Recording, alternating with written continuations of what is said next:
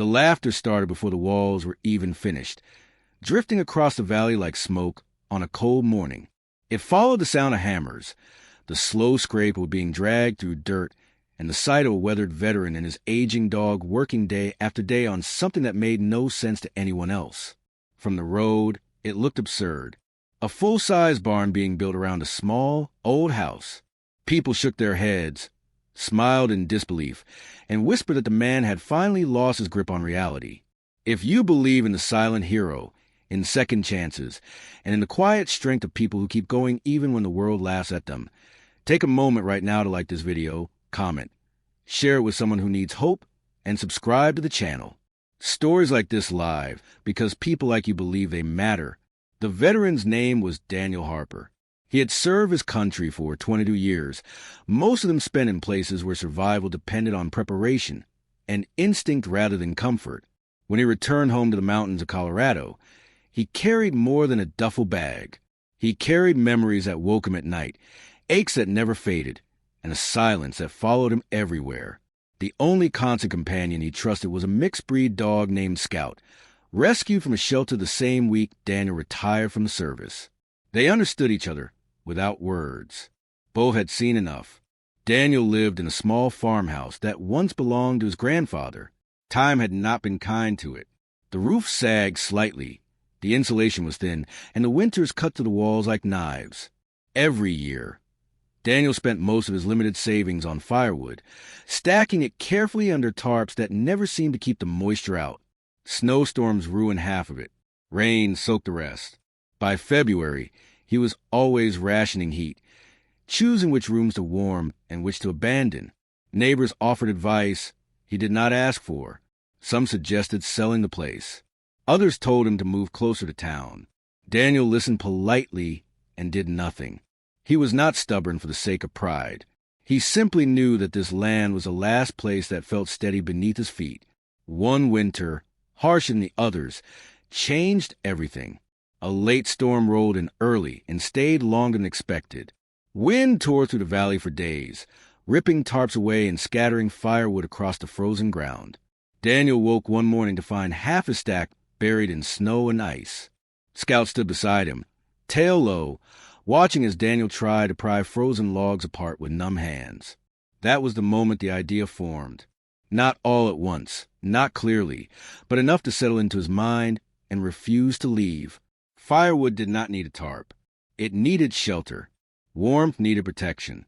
And his house, small as it was, needed another layer between it and the world. Daniel remembered barns from his childhood. Massive structures built to protect animals, tools, and harvest from unforgiving weather. They were not pretty, but they worked. Standing there in the cold, Scout pressing against his leg, Daniel realized something no one else had considered. If a barn could protect everything else, why not protect the house itself? Construction began slowly. Daniel used reclaimed wood, old beams from collapsed sheds, and metal sheets he found cheap or free. Scout followed him everywhere, sitting quietly as Daniel measured and cut, moving only when asked. The barn was not attached to the house, but wrapped around it, leaving a wide gap between the outer walls and the farmhouse. That space would be filled with stacked firewood, dry and safe from snow and rain. That was when the laughter really started. People driving past slowed down just enough to stare. Some stopped entirely. They joked about building a house inside a house. They asked if Daniel was planning to move livestock into his living room. A few even laughed openly, their voices carrying across the fields. Daniel never responded. He had learned long ago that explaining survival plans to people who never needed them was a waste of breath. He worked through sore muscles and sleepless nights, driven by the quiet certainty that this was necessary. As weeks passed, the structure rose. Thick barn walls stood tall, blocking the wind. The roof stretched wide, catching snow before it could reach the farmhouse. Inside the space between barn and house, Daniel stacked firewood from floor to ceiling. Scout inspected every pile, nose twitching as if approving the design.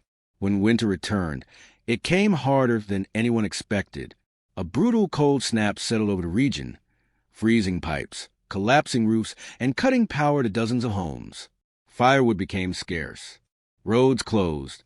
People who once laughed now worried about how long their supplies would last. Daniel's barn stood firm.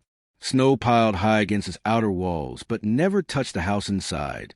The firewood stayed dry, protected, and easily accessible.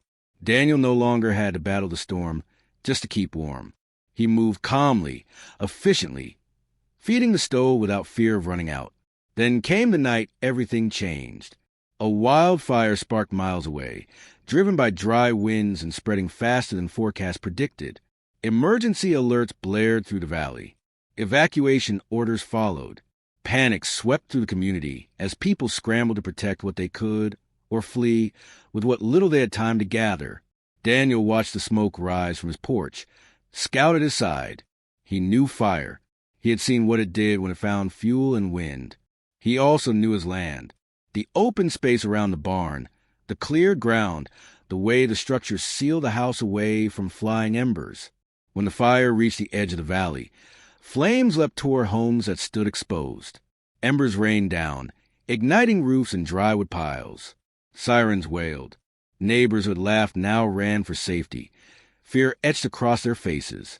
Daniel stayed. He closed the barn doors, sealing the firewood and house inside a protective shell. Scout lay calmly near the door, trusting him completely. Smoke darkened the sky. Heat pressed against the walls. But the barn did its job. The firewood did not ignite. The house did not catch. The fire moved on, starving for fuel that never reached Daniel's home. By morning, the valley looked like a scar. Homes were lost. Fields were blackened. And in the middle of it all stood Daniel's barn, smoke-stained but intact, sheltering the farmhouse untouched. Neighbors returned in shock. Some cried when they saw their losses. Others stood silently, staring at Daniel's property, understanding dawning in their eyes. The laughter was gone. In the weeks that followed, Daniel opened his barn to others. He shared firewood with families who had none left. He offered shelter to those repairing their homes. He never said, "I told you so." He never said anything at all. He simply helped, because that was who he was.